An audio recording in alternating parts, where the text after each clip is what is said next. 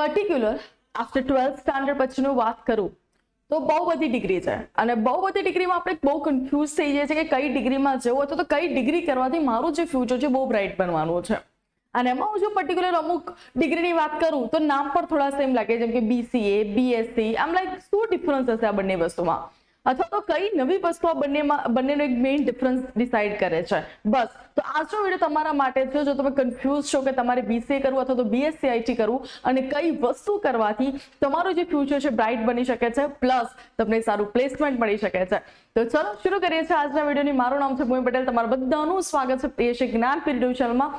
Video બધાને share કરજો, કોઈ પણ ફિલ્ડના સ્ટુડન્ટ હોય, અને વિડીયો લાઈક કરજો અને બધાને શેર તો કરી જ દેજો, જેથી બધાનું કન્ફ્યુઝન દૂર થઈ જાય કે એમને BSc IT કરવું જોઈએ કાં તો BCA કરવું જોઈએ. અને બંનેમાં અગર મતલબ BSc IT માં જવું છે યા BCA માં જવું છે તો કયું ફોર્મ ભરવાનું છે, તમારા ફ્યુચર સ્કોપ શું છે, તમે શું શું કરી શકો છો એની ફ્યુચરમાં, એની બધી ડિટેલ્સ તમને મળવાની છે. પ્લસ દોસ્તો ધ્યાનથી સાંભળજો, તમને મને ખબર છે કે તમારી કોલેજના વિડીયો જોઈએ છે, બધા જ વિડીયો મળશે. તમારો સપોર્ટ મને આ ચેનલ પર એવો જ જોઈએ છે, રાઈટ? તો પ્લીઝ તમારો સપોર્ટ આ ચેનલ પર બનાવી રાખજો. સૌથી પહેલા વાત કરીએ BCA. તો BCA છે આપણે બેચલર ઓફ કમ્પ્યુટર એપ્લિકેશન, અને BSc IT નું ફૂલ ફોર્મ છે bachelor of science in information technology.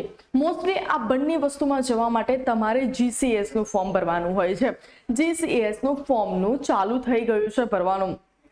જો હજી સુધી પણ તમે ફોર્મ નથી ભર્યું તો રજીસ્ટ્રેશન કરી લેજો, કારણ કે મેં ઓલરેડી વિડીયો બનાવેલો છે અને ઘણો બધો ટાઈમ થઈ ગયો છે GCS ના ફોર્મની વાત કરીએ તો GCS ના ફોર્મનું રજીસ્ટ્રેશન ચાલુ થઈ ગયું છે દોસ્તો. જો તમે BSc IT માં અથવા તો BCA માં જવા માંગતા હો તો એના માટે તમારે ગુજરાતમાં રહેલી યુનિવર્સિટીમાં એપ્લાય કરવું છે. ફરીથી કહું છું, સ્પેસિફાઈડ ડિસ્ક્લેમર નાખું છું, ગુજરાતમાં જો કોઈ યુનિવર્સિટીમાં તમે એડમિશન લેવા માંગતા હોય, ગવર્મેન્ટ યુનિવર્સિટી, તો તમારે GCS નું ફોર્મ ભરવાનું રહેશે. અથવા તો પર્ટિક્યુલર જો હું કોઈ પ્રાઇવેટ યુનિવર્સિટીની વાત કરું, સો એન્ડ સો, હું પર્ટિક્યુલર એવું નામ નહીં લઈ શકું, કોઈ પણ પ્રાઇવેટ યુનિવર્સિટી અથવા તો કોલેજમાં જો તમે એડમિશન લેવા માંગતા હો તો એની તમે વેબસાઇટ પર જઈને ડાયરેક્ટલી ઓનલાઈન ફોર્મ ભરીને ત્યાં તમે એપ્લિકેશન આપી શકો છો. એમાં તમારે GCS નું ફોર્મ ભરવાનું હોતું નથી.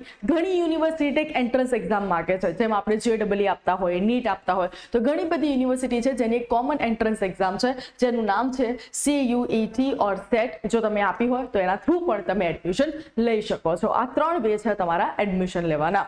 સૌથી પહેલા તો BCA માં તમને બંનેમાં રિગાર્ડિંગ જોઈએ તો કમ્પ્યુટર જ છે, તો એવું તો શું સ્પેસિફિકેશન આપે છે BCA અને શું સ્પેસિફિકેશન આપે છે BSc IT? તો સૌથી પહેલા જો હું ઇન્ટરેસ્ટની વાત કરું તો જો તમને પ્રોગ્રામિંગ, કોડિંગમાં, એપ બનાવવામાં, જાવા, પાયથન, એ બધું કોડિંગ અને સોફ્ટવેરમાં ઇન્ટરેસ્ટ હોય તો તમારે BCA માં જવાનું છે. પણ જો તમારે BSc IT માં AIML મતલબ artificial intelligence, cyber security, data structure, network security, એ બધામાં ઇન્ટરેસ્ટ હોય તો તમારે BSc IT કરવું છે. મોસ્ટ પ્રોબેબલી BCA કોઈ પણ સ્ટ્રીમના સ્ટુડન્ટ્સ કરી શકે. મોસ્ટ ઇમ્પોર્ટન્ટ, તમે સાયન્સ કરેલું હોય, કોમર્સ કરેલું હોય, આર્ટ્સ કર્યું હોય, you can do the BCA. But for the BSc IT ની વાત કરું તો મોસ્ટલી મેથ્સના સ્ટુડન્ટ્સ જ કરી શકે છે. પરંતુ ઘણી બધી જગ્યાએ હવે થોડા રૂલ્સ અને રેગ્યુલેશન બદલી રહ્યા છે, તો બાયોવાળા સ્ટુડન્ટ્સને પણ એના એડમિશન આપી દે છે. બટ મેથેમેટિક્સ તમારો subject as a core subject હોવો જોઈએ. હવે સૌથી બેસ્ટ કોલેજ ગુજરાતમાં કઈ છે જ્યાં તમે BSc IT કરી શકો છો, ગવર્મેન્ટ કોલેજ, એનો વિડીયો પણ આવવાનો છે. કમેન્ટ કરજો કે કેટલા લોકો એ વિડીયો માટે રાહ જોઈ રહ્યા છે. જેટલી તમારી કમેન્ટ અને જેટલો તમારો સપોર્ટ, એટલી જ ઉત્સાહથી અને રિસર્ચ કરવામાં મને પણ મજા આવશે. કારણ કે તમને બધાને ખબર છે કે જ્યારે અમે તમારા માટે કોઈ વિડીયો લઈને આવે છે ત્યારે અમને એવું હોય કે અમે તમને એવી કોઈ ડિટેલ્સ ના આપીએ કે તમે મિસગાઈડ થાઓ અને તમારું ફ્યુચર પ્રોપર વેમાં ના જાય. તો અમે ઓલરેડી બહુ બધું રિસર્ચ કરીને તમારા માટે આવીએ છીએ, તો તમારો સપોર્ટ અને પ્રેમ મને જરૂરથી જોઈએ. એક વસ્તુ તો ખાસ રહી ગઈ દોસ્તો, બંનેના પેકેજ શું છે કે બંને ચલો ભણી લીધું, 3 વર્ષનો પ્રોગ્રામ છે. 3 વર્ષ ભણ્યા પછી જ્યારે આપણે બહાર જઈશું માર્કેટમાં ત્યારે મેડમ પૈસા શું મળશે? પૈસા બહુ ઓછા મળશે, starting 5 to 6, almost 6 to 7 lakh પર એનમ. પણ કહેવાય છે ને કે કોઈ પણ ડિગ્રી અથવા તો કોઈ પણ વસ્તુ છે ને તમારા ફ્યુચરને ડિસાઇડ નથી કરી શકતું.